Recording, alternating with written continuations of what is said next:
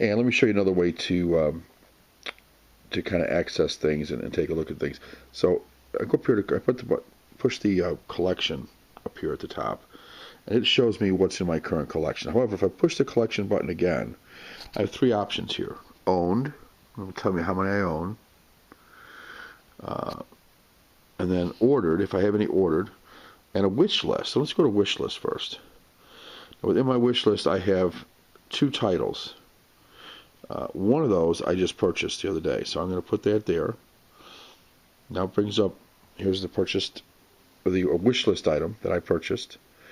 So at the bottom here, there's a button I press, and it says, what do I want to do here? I want to move it or personalize it. So I'm going to move it from my wish list to actually owned. And now it's going to ask me where I bought it. It'll keep track of all the different places that you purchase things. You could add to this whenever you want. It's easy enough to do. You just add another one. There's a plus sign at the bottom here on the pop-up, and you can add whatever you want. I happen to get this one at Best Buy. And then it'll ask you for a price, and you can type in a price if you choose. You don't have to, but you can type in a price here.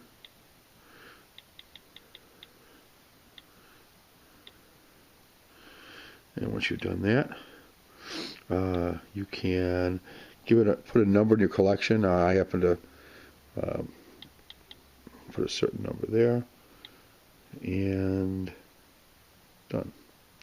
They will enter that in, and now the only thing left in my wanted section is that. If I want to add something to the want section, I go down here again to get a pop-up. I can say add to collection, and now I have choices to add it by UPC code, title, any upcoming releases this week. I can see that, and add a custom entry. Add entries that are not in the database. So let's say I want to add by title. I'm going to enter a title. Let's say I want to add the I don't know. Let's say I'm trying to think of something I actually want. Let's say this 8 space 1/2, 8.5. Let's see if I can search for that and see. All right, it doesn't like that. And you'll find that in the database, sometimes like that may be the official title for that may be something like Fellini's 8.5. So when you get to certain titles that are weird like that, you have to get a little creative sometimes to figure out what exactly it's called. You do the official title. So let's say I want to just see if there's anything that for American. Just see what kind of stuff comes up for the word American here. See if any movies come up. Now, right now I'm getting Blu-rays. I can also search for DVDs if I want. You can limit it. Let's say now anything I own shows up in blue. So I own American Psycho. Let's say that I want, I don't know, American Graffiti, the special edition. Click on that, and again, I haven't added to the collection yet. I can add it if I want to, or I can look at critics. Let's go to Rotten Tomatoes and just see what if anything, Rotten Tomatoes says about the movie American Graffiti, and it'll take me to the website.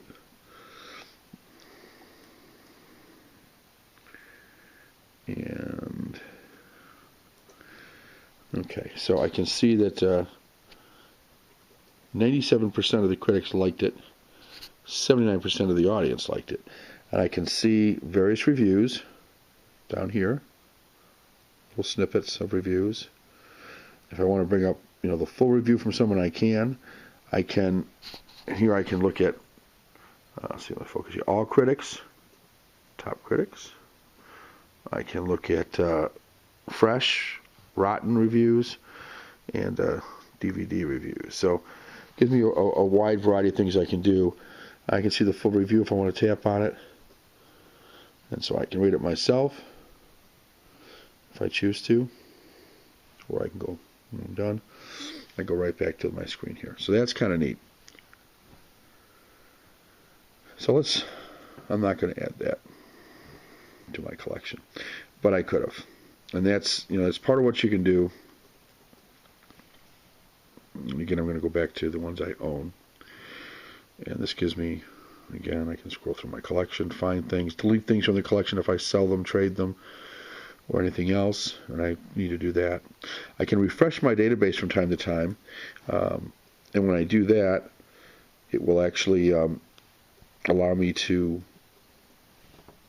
search to see if there's any updated pictures. People are always updating new pictures that maybe look better than that, although I think that looks pretty good. But they may be uploading something that looks a little sharper, and when they do that, you can update your database that way. And at the bottom here, you've got some choices. You can look at your collection. You can browse, another choice. You can look at different charts. You can have numerous databases. You have one for your DVDs, one for your Blu-rays, and you can do some settings on this. Let's start with settings and just take a look at what you've got here. You got pre-release countdown. And you can have that on or off. I have it on. It'll show on the thumbnails whether it's a pre-release and when it's coming out. You can have something called device. If you shake the device, and on the iPad I don't really like this, but you can have it to actually shake to pick a movie. If you've loaned something out, you can set some loan reminders in here. You have various users, and then there's an about DVD profile. So that's that. Down here on the databases, you've got my database here at the top, and that's what it's called. And I can like I say, I can update it by pressing that, or that's my data. I can have numerous databases. Charts gives me a number of things that I can look at. So you've got genres. I can hit genres. This brings up a pie chart, and it'll show me visually where I've got my movies. So one of the bigger sections here in the blue at the top, I have a lot of music. I have very little horror. And it'll show me kind of, and I can look at this in a pie chart or a bar chart, or however I want to do it. I think pie works best for this. Look at genres. You can look at ratings. The movies I have, for the most part, are not rated. So I have a lot of music which wouldn't be rated, and so on. TV shows wouldn't be rated. And then up above, you can see some of my other rating areas. G, PG, PG-13, R is the purple here, and then 18 is this tiny little speck of a thing. Unrated takes up a little bit here, and then not rated all down in here. So gives you some idea of that chart. Production years, when am I actually? Most of the stuff I have, it falls within 9, which is the 2000s. I have a little bit some from the 2010s, a lot from the 90s, and so on all the way back to the 1920s. I have one movie that hit this, the 1920s. Release dates, showing you all the different release dates, and get into that too much, but media types. I have significantly more DVDs than I have Blu-rays, although that number is growing and that number is constantly shrinking. The rest of it, but there's a bunch of other stuff here you can look at. Localities, purchase dates, reviews, countries of origin. I'm not too overly concerned with any of that, but you can look at it if you want. You can browse, and by browsing you can kind of go through your collection, sort of one at a time. I don't. This will show you, by cast, crew, genres. If I want to browse a certain genre, I can do that. Let's say I want to just look at comedies. If I want to, here's a bunch of different types comedies. Let's say I want to look at all comedies. I hit that, and what will come up is all the comedies that I own. And it'll have, if I rate it, it'll show it, have some basic information about it. These are all the comedies that I own. Some of these are debatable whether they're comedies, but so if you're in the mood for a certain thing, you can look at certain type of thing by genre and just see what it is you want to look at, which is pretty neat. Again, if I want to look at a family movie of some sort, let's see what we've got that qualifies for all family. Bambi. Here's going to be most of your Disney. As you can see, Grinch Stole Christmas. Gives you an idea what Harry Potter is considered family. The Jonas Brothers. It's a Wonderful Life, Lady and the Tramp. So you get an idea. You can actually go through and scan certain genres, which I think can be helpful. I'm going to go back to my collection. Just that quick, I go back to my collection. There's the number one item in my collection. And this will tell me right here on, when I bought it, where I bought it from, and how much I paid. This is not accurate, but it's what I put it in. I couldn't remember when exactly I bought it. You could go ahead and actually make these dates more accurate if you wanted to. So there's that. One of the things that I thought would be kind of interesting is something called Shake to Pick, which you can actually shake it, but you can actually just hit this button, shake. So you could hit this button 1, 2, 3 times.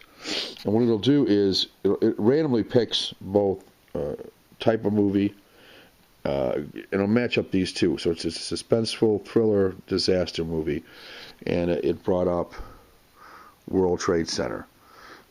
So if I wanted to, I thought about doing this. I thought about doing reviews, just kind of doing this triple shake thing, and just randomly, reviewing whatever movie. Here's a romance comedy, and it picks The Terminal. Pretty good movie with Tom Hanks in it. It might be interesting to do that. I might try a couple videos like that, just shaking up the collection, seeing where it comes out, and just randomly picking a movie and talking about it. It'd be kind of cool. And I guess what this would be good for, if you can't decide on what you want to watch, you just kind of hit the shake button, and here's The Night of the Hunter. And you can spin these wheels too. If I want to do music for the family, see if there is anything. And it'll give you an idea of what you've got in the collection that would suffice. There's special interest music, and the 25th anniversary rock and roll concerts.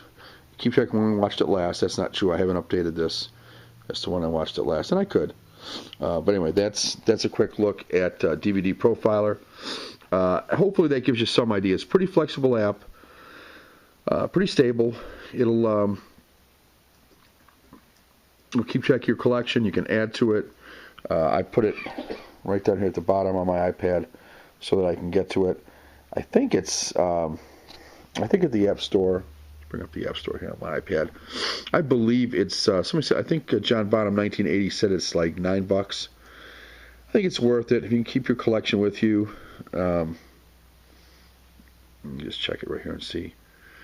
Find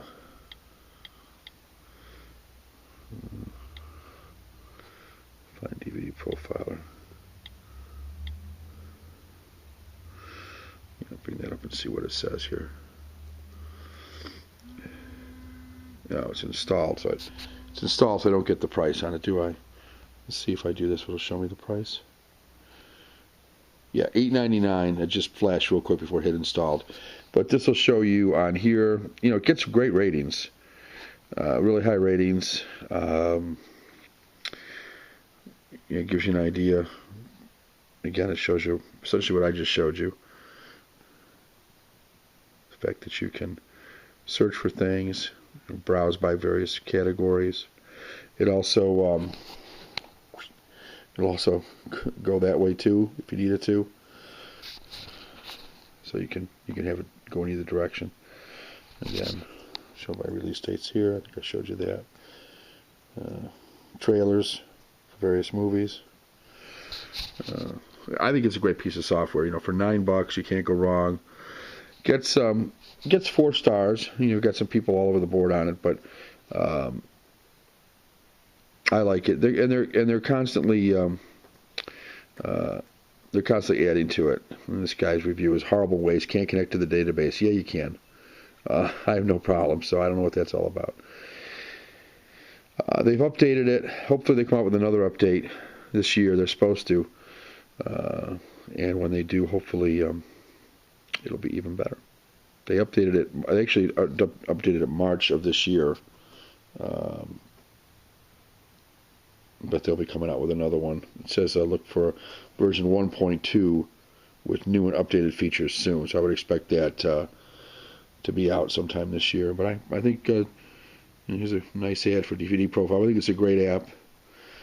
Just a great way to keep track of your collection and stay on top of it. All right, guys.